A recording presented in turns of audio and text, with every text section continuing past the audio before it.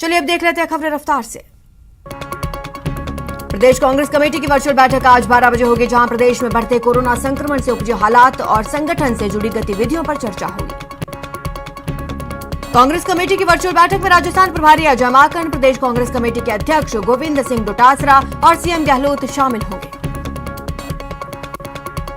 12 राज्यों ने हर उम्र के लोगों को मुफ्त में वैक्सीन लगाने का ऐलान कर दिया है। 1 मई से देश में 18 साल से ज्यादा उम्र के लोगों को वैक्सीन देने का केंद्र सरकार ने फैसला लिया है। वैक्सीनेशन के 100वें दिन राजस्थान सरकार का बड़ा फैसला, सीएम गहलोत ने इसका ऐलान किया। 18 साल से अधिक उम्र के करीब 3 करोड़ लोगों को फ्री में वैक्सीन लगाई जाएगी। चिकित्सा मंत्री डॉक्टर रघु शर्मा ने प्रदेश सरकार के मुफ्त वैक्सीन के फैसले को ऐतिहासिक बताया। उन्होंने कहा कि अगर केंद्र सरकार पहले ही वैक्सीन के खर्चे की जानकारी देती तो बजट में इसे शामिल किया जा सकता था। देश में कोरोना के खिलाफ चल रहा वैक्सीनेशन प्रोग्राम ने 100वां दिन का पड़ाव पार कर लिया। 16 जनवरी से अब तक 14 करोड़ 8 लाख 2 हजार से ज्यादा लोगों को वैक्सीन दी गई है। एक्सपर्ट्स के मुताबिक कोरोना की तीसरी लहर को रोकने के लिए देश की 70% आबादी को वैक्सीन लगाना जरूरी है। बड़ी आबादी को वैक्सीन देकर इजराइल और ब्रिटेन कोरोना के केस को नियंत्रित करने में सफल रहे हैं। पीएम केयर्स फंड के जरिए पूरे देश में 551 पीएसए ऑक्सीजन प्लांट्स लगाए जाएंगे। ये ऑक्सीजन प्लांट्स जिला मुख्यालयों के सरकारी अस्पतालों में लगाए जाएंगे। प्रधानमंत्री ने ट्वीट कर कहा कि हर जिले में ऑक्सीजन प्लांट बनने से ऑक्सीजन की समुचित उपलब्धि सुनिश्चित होगी और इस फैसले से लोगों की मदद मिलेगी। देश में 551 ऑक्सीजन प्लांट्स लगाने के पीएम के फैसले पर गृहमंत्री अमित शाह ने धन्यवाद दिया। उन्होंने ट्वीट कर कहा, पीएम के इस फैसले से ऑक्सीजन की कमी दूर होगी। रक्षा मंत्री राजनाथ सिंह ने भी पीएम के फैसले की सराहना की। उन्होंने ट्वीट कर पीएम को धन्यवाद दिया। कहा, इस फैसले से जिला स्तर पर ऑक्सीजन की कमी दूर होगी। बीजेपी के राष्ट्रीय अध्यक्ष जेपी नड्डा ने भी पीएम को इस फैसले के लिए धन्यवाद दिया। नड्डा ने कहा, इस अहम फैसले से देश भर में ऑक्सीजन की निर्बाध आपूर्ति हो सकेगी। कोरोना संकट के बीच पीएम मोदी ने मन की बात की। पीएम मोदी ने वैक्सीन को लेकर अफवाह से बचने के सभी को निर्देश दिए। इस दौरान उन्होंने डॉक्टर्स, नर्स, फ्रंटलाइन वर्कर्स और कोविड पेशेंट के अनुभवों को देश की जनता के साथ साझा किया। पीएम ने कहा, कोरोना से लड़ने के लिए पॉजिटिव सोच बेहद जरूरी है। कांग्रेस नेता राहुल गांधी ने एक बार फिर पीएम की मन की बात पर निशाना साधा। उन्होंने ट्वीट किया कि सिस्टम फेल हो चुका है, इसलिए जन की बात होनी चाहिए। दिल्ली में लॉकडाउन 1 हफ्ते के लिए बढ़ा दिया गया है। दिल्ली के सीएम अरविंद केजरीवाल ने इसका ऐलान किया। कहा, संक्रमण के खिलाफ लॉकडाउन ही आखिरी हथियार। मुख्यमंत्री केजरीवाल ने ऑक्सीजन की कमी को लेकर देश के बड़े उद्योगपतियों को चिट्ठी लिखी। इसमें उन्होंने ऑक्सीजन के लिए मदद मांगी है। ऑक्सीजन की किल्लत के बीच लखनऊ के पास एक ऑक्सीजन टैंकर लूट की वारदात सामने आई। ऑक्सीजन टैंकर बोकारो से जा रहा था। उसे एमपी के सागर पहुंचना था, लेकिन रास्ते में ही अज्ञात लोगों ने लूट की वारदात को अंजाम दिया। कोटा में कोरोना पॉजिटिव मरीजों के साथ साथ मौत के आंकड़ों में बढ़ोतरी हो रही है। 24 घंटे में 8 मरीजों ने दम तोड़ा। इसके साथ ही कोरोना से कोटा में मौतों का आंकड़ा 246 पहुंच गया। प्रदेश में ऑक्सीजन और दवाओं की कमी को मंत्री प्रताप सिंह खाचरियावास ने बीजेपी पर निशाना साधा। कहा, केंद्र से राजस्थान को ऑक्सीजन और रेमडेसिविर इंजेक्शन का कोटा दिलवाने में बीजेपी फेल साबित हुई। विधानसभा चुनाव के लिए बंगाल में आज 7वें दौर का मतदान। इस दौरान 34 विधानसभा सीटों पर वोटिंग शुरू हो गई है। जयपुर हेरिटेज नगर निगम के मेयर मुनीश गुर्जर जयपुर के सिंधी कैंप बस स्टैंड पहुंची और खुद वहां पर सैनिटाइजेशन का काम किया। नागौर के थावला क्षेत्र में आगजनी में एक व्यक्ति जिंदा जल गया। ग्रामीणों ने कड़ी मशक्कत के बाद आग पर काबू पाया। इस आग में कई बकरियां जलने की आशंका। अमेरिका के सुर बदलते नजर आ रहे हैं। अमेरिकी विदेश मंत्री एंटनी ब्लिंकन ने ट्वीट कर कहा कि हम मजबूती से भारत के साथ खड़े हैं और वहां की सरकार के साथ मिलकर काम कर रहे हैं। देश में कोरोना वायरस की बेकाबू रफ्तार रोज नए रिकॉर्ड बना रही है। 24 घंटे में 3,54,533 लोग संक्रमित पाए गए।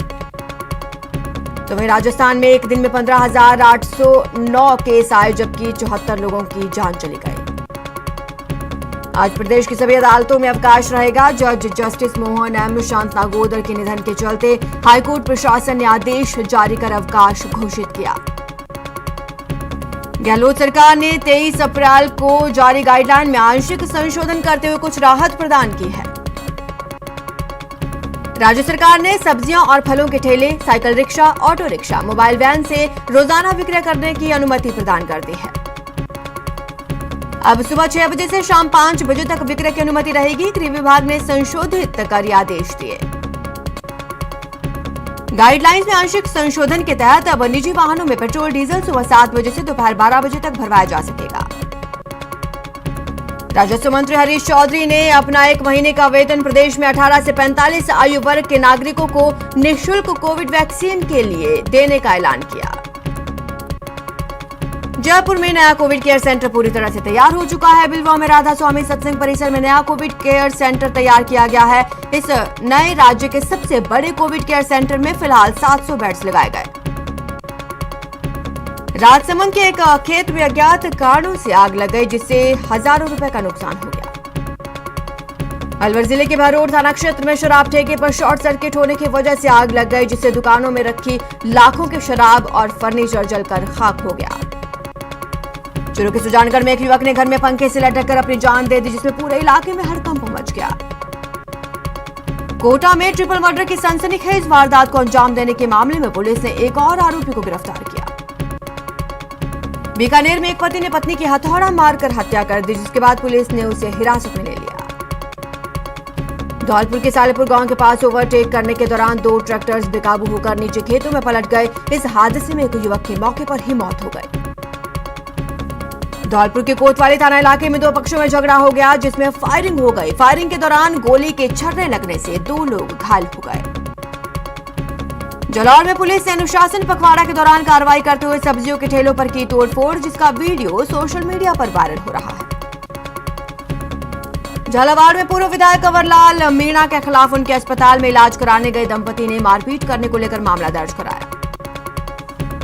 पुलिस ने मारपीट के मामले में एसपी के निर्देश पर खलेरा थाने की पुलिस ने पूर्व विधायक कंवरलाल के खिलाफ मारपीट का मामला दर्ज कर जांच शुरू कर दी। सवाई माधोपुर जिले में कोरोना संक्रमण लगातार गहराता चला जा रहा है, जिसको लेकर पुलिस ने गंगापुर सिटी कस्बे में फ्लैग मार्च निकाला। कोटा में कोविड संक्रमण रोकथाम और उपचार को लेकर संयुक्त निदेशक ने समीक्षा की, जहां सरकारी और प्राइवेट अस्पतालों में भर्ती मरीजों पर स्टडी की गई। करौली में कोरोना के कहर की रफ्तार थम नहीं रही। रविवार को जिले में 175 कोरोना संक्रमित मिले हैं। वहीं कोटा में जन अनुशासन पखवाड़े के बंद का असर बेजुबानों पर भी पड़ रहा है, जिसको लेकर किशोर सागर तालाब के किनारे पर डीएसपी भगवंत सिंह हीगर ने कबूतरों के लिए दाने का प्रबंध करवाया। प्रदेश में कोरोना कहर के इस मुश्किल वक्त में संक्रमित मरीजों के लिए राहत की खबर। प्रदेश सरकार की ओर से ऑनलाइन बेड पोर्टल शुरू किया गया। इस ऑनलाइन बेड पोर्टल के जरिए कोरोना मरीजों के इलाज कर रहे सरकारी और प्राइवेट अस्पतालों में उपलब्ध बेड्स की स्थिति ऑनलाइन देखी जा सकती है। चिकित्सा मंत्री डॉक्टर रघु शर्मा ने बताया, इस लाइव पोर्टल के जरिए प्रदेश के सभी अस्पतालों में सामान्य बेड विद ऑक्सीजन, आईसीयू में वेंटिलेटर्स और वेंटिलेटर के बिना बेड की उपलब्धता की जानकारी आसानी से मिलेगी। लाइव पोर्टल पर सभी अस्पतालों के जिला इंचार्ज और संबंधित जिले के कंट्रोल रूम का फोन नंबर दिए गए हैं, जिसके जरिए मरीज या परिजन संपर्क कर सकते हैं। बांसवाड़ा के अस्पतालों में ऑक्सीजन को किल्लत से कोरोना संक्रमितों की थमती सांसों के बीच नगर परिषद सभापति ने त्रिवेदी ने पहल की। उन्होंने जन सहयोग से ऑक्सीजन बैंक बनाने का फैसला लिया। डूंगरपुर जिले के 84 विधानसभा से बीटीपी के विधायक राजकुमार रोत की शादी में कोविड गाइडलाइंस की धज्जियां उड़ाने की खबर के बाद प्रशासन हरकत में आया और पुलिस प्रशासन ने मौके पर पहुंचकर जुर्माना लगाया। कोरोना संक्रमण से आमजन को बचाने के लिए जयपुर में हेरिटेज नगर निगम तेजी से सैनिटाइजेशन का काम कर रहा है। शहर के विभिन्न इलाकों में दमकल की मदद से सोडियम हाइपोक्लोराइड का छिड़काव किया जा रहा है। जयपुर में जयपुर हेरिटेज नगर निगम की ओर से लगाए गए वैक्सीनेशन कैंप में अधिकारियों ने लोगों को कैंप में पहुंचने की अपील की। चूरू में पुलिस ने कोरोना एडवाइजरी की पालना में कार्रवाई करते हुए सीकर जिले के लक्ष्मणगढ़ से आए निजी वाहन का 29,000 रुपए का चालान काटा। महावीर जयंती और वीकेंड कर्फ्यू होने के बावजूद भी जयपुर में रविवार को मीट की दुकानें खुली, जिसके बाद ग्रेटर नगर निगम ने 1 दर्जन दुकानों के खिलाफ कार्रवाई की। चूरू के सुजानगढ़ उपखंड कार्यालय पर किसानों का धरना लगातार जारी है, जहां किसान तीनों कृषि कानूनों को वापस लेने की मांग कर रहे हैं। अलवर में जैन समाज की ओर से महावीर जयंती मनाई गई, जहां जैन समाज के लोगों ने गरीब लोगों को 500 भोजन के पैकेट्स वितरित किए। भरतपुर में जिला प्रशासन ने जन अनुशासन पखवाड़े की पालना के लिए फ्लैग मार्च निकाला, लोगों को जागरूक किया गया। प्रतापगढ़ के सालमगढ़ में ग्राम पंचायत और पुलिस ने मिलकर गांव में हो रहे एक विवाह समारोह वालों के घर पहुंचकर उन्हें सरकारी गाइडलाइंस के बारे में जागरूक किया। झुंझुनू में एसडीएम शैलेश खैरवा और कोतवाल के नेतृत्व में वीकेंड कर्फ्यू की पालना नहीं करने वालों के खिलाफ कार्रवाई की गई। उदयपुर में पुलिस प्रशासन ने एक बाल विवाह को रुकवाया, जिसके चलते एडीजे कुलदीप बाल विवाह रुकवाने के लिए श्रीनाथ कॉलोनी में पहुंचे। चूरू में कोरोना के खिलाफ एसपी ने शहर की सड़कों पर मोर्चा संभाला, बेवजह सड़कों पर निकले छोटे से बड़े वाहनों को सीज किया गया।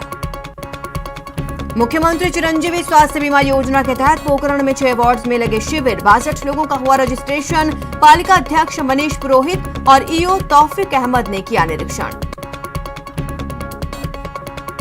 भरतपुर में स्वयं सहायता समूह को महिलाओं ने एक अच्छी पहल की और नो मास्क नो मूवमेंट अभियान की रैली निकालकर लोगों को जागरूक किया। बांसवाड़ा जिले में कोरोना के बढ़ते संक्रमण को देखते हुए ऑक्सीजन की सप्लाई के लिए जिला मुख्यालय पर ऑक्सीजन बैंक बनाने का निर्णय लिया। धौलपुर में बाड़ी विधायक गिरिज सिंह मलिंगा ने अस्पताल का निरीक्षण किया, व्यवस्थाओं के पीएमओ सहित अन्य स्टाफ से जानकारी ली। जयपुर में महावीर जयंती के मौके पर भगवान महावीर के जीवन चरित्र से प्रेरणा लेते हुए युवा कलाकारों ने अनूठी प्रस्तुति दी। अजमेर में लगातार बढ़ते कोरोना मामलों के बाद आइसोलेशन नियमों की समीक्षा करने के लिए कलेक्टर ने 1000 घरों का सर्वे किया। 12 जिला अस्पताल में कोरोना मरीजों के लिए 90 बेड का आइसोलेशन सेंटर बनाया गया है, जहां संक्रमितों का इलाज किया जा रहा है। अलवर जिले का मालाखेड़ा उपखंड कार्यालय रविवार अवकाश के दिन भी खुला रहा, जहां नायब तहसीलदार मालाखेड़ा और अन्य स्टाफ मौजूद रहा। कोटा में कोविड टीकाकरण अभियान के तहत 105 साइट्स पर सेशन आयोजित हुए। अलवर के मालाखेड़ा थाना पुलिस ने कोविड की नई गाइडलाइंस की पालना करवाने के लिए कस्बे में फ्लैग मार्च निकाला। चूरू में पुलिस ने कोरोना संक्रमण की रोकथाम के लिए अभियान चलाकर 2.5 घंटे में ताबड़तोड़ कार्रवाई करते हुए 24 वाहन सीज किए। करौली में जैन समाज के 24वें तीर्थकर भगवान महावीर की जयंती हिंडौन सिटी में सादगी और हर्षोल्लास के साथ मनाई गई। चित्तौड़गढ़ के जिला जेल में बंद विचाराधीन बंदियों को पहचान दस्तावेजों के अभाव में कोरोना का टीका नहीं लग पा रहा। चित्तौड़गढ़ जिला जेल में 500 से अधिक बंदी हैं। श्रीगंगानगर में कोरोना के बढ़ते संक्रमण के बीच अब कंटेनमेंट जोन की संख्या बढ़ रही है। शहर के प्रेमनगर के वार्ड 6 और 17 के भीतरी क्षेत्र और सादुल शहर के वार्ड 2 और 6 के एक गली के बीच कंटेनमेंट जोन बनाने के आदेश जारी किए गए हैं। सवाईमाधोपुर जिले में वीकेंड कर्फ्यू के दूसरे दिन भी बाजार पूरी तरह से बंद, वहीं बाजार में लोगों की आवाजाही पर पूर्णतः विराम लग गया है। श्रीगंगानगर में कोरोना के बढ़ते संक्रमण के बीच जिला प्रशासन ने राजस्थान पंजाब सीमा पर सख्ती और अधिक बढ़ा दी है। राजस्थान पंजाब सीमा पर मौजूदा साधुवाली और पतली चेक पोस्ट पर स्वास्थ्य और पुलिस विभाग के अधिकारी पंजाब से आने वाले हर यात्री के आरटीपीसीआर रिपोर्ट चेक कर रहे हैं। एक दिवसीय दौरे के तहत खेल राज्य मंत्री अशोक चांदना बूंदी पहुंचे, जहां मंत्री अशोक चांदना ने कलेक्टर कार्यालय के अंदर कोविड गाइडलाइंस का पालन करते हुए अधिकारियों की बैठक ली। उदयपुर के संग्रहालय के पास पहाड़ियों पर भीषण आग लग गई। देखते ही देखते आग ने विकराल रूप ले लिया। 7 दमकल की गाड़ियों ने आग पर काबू पाया। भरतपुर में कोविड प्रोटोकॉल की पालना के लिए सख्त कदम उठाकर प्रशासन और पुलिस ने संयुक्त रूप से कई इलाकों में पैदल मार्च निकाला। पुलिस प्रशासन ने आमजन से कोविड गाइडलाइन की पालना और मास्क का इस्तेमाल करने की अपील की। पुलिस उपाधीक्षक निहाल सिंह शेखावत और तहसीलदार राजेश मीणा ने बताया कि मानव जीवन सुरक्षा को लेकर राज्य में लॉकडाउन और नाइट कर्फ्यू लगाया गया है, साथ ही कोविड प्रोटोकॉल लागू है। कोविड गाइडलाइंस को लेकर अनदेखी ना हो, इसको लेकर जामा मस्जिद जयपुर के इमाम मुफ्ती सैयद अमजद अली ने फिर से बयान जारी कर लोगों से अपील की। इमाम ने कहा कि वे रमजान में कोविड गाइडलाइंस का बहुत सावधानी से ध्यान रखें। उन्होंने कोविड की दूसरी लहर में हो रहे नुकसान का हवाला देते हुए बताया कि इस्लाम में एहतियात दीन का हिस्सा है। ऐसे में इस यकीन के साथ कि जो होगा अल्लाह की मर्जी से होगा, हमें पूरी एहतियात बरतनी होगी। कोरोना की दूसरी लहर में दौसा में करीब 2500 कोविड-19 मरीज आ चुके हैं, लेकिन राहत की बात यह है कि दौसा जिला अस्पताल में बिस्तर और ऑक्सीजन की कमी नहीं है। जन अनुशासन पखवाड़े के तहत अब सीकर में नई पाबंदियां लागू हो गई। इसके साथ ही सीकर में अब बाजारों में सन्नाटा पसरने लगा है। श्रीगंगानगर में कोरोना के बढ़ते संक्रमण के बीच जिला प्रशासन ने राजस्थान पंजाब सीमा पर सख्ती और अधिक बढ़ाई। सवाई माधोपुर जिले में वीकेंड कर्फ्यू के दूसरे दिन बाजार पूरी तरह से बंद रहे। बाजार में लोगों की आवाजाही पर पूर्णतया विराम लगा रहा। जैसलमेर कलेक्टर ने जवाहर अस्पताल का निरीक्षण किया। कोविड अस्पताल में बेड बढ़ाने के निर्देश दिए। कोटा में कर्फ्यू की वजह से जनजीवन अस्त व्यस्त हो गया। गरीब परिवारों के सामने 2 वक्त की रोटी का संकट खड़ा हो गया है। प्रतापगढ़ के छोटी सादरी में सहकारिता मंत्री, कलेक्टर, एसपी ने पुलिस प्रशासनिक अधिकारियों के साथ पैदल मार्च कर शहर का जायजा लिया। बीकानेर के मेडिकल कॉलेज में पहला ऑक्सीजन जनरेशन प्लांट शुरू किया गया। इस प्लांट से प्रतिदिन हवा से 150 सिलेंडर ऑक्सीजन बनाई जाएगी। राजसमंद में लोगों की लापरवाही थमने का नाम नहीं ले रही। देवगढ़ में पोस्ट ऑफिस के कर्मचारी के रिटायर होने पर समारोह का आयोजन किया गया।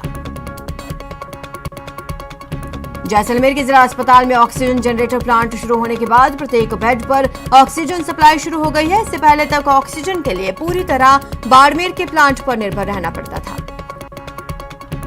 चित्तौड़गढ़ सेंधी क्षेत्र में संचालित निजी एमपी बिरला रिसर्च हॉस्पिटल में अस्थायी कोविड सेंटर खोला जा रहा है। इसको लेकर जिला कलेक्टर ताराचंद मीणा ने अधिकारियों के साथ तैयारियों को अंतिम रूप दिया।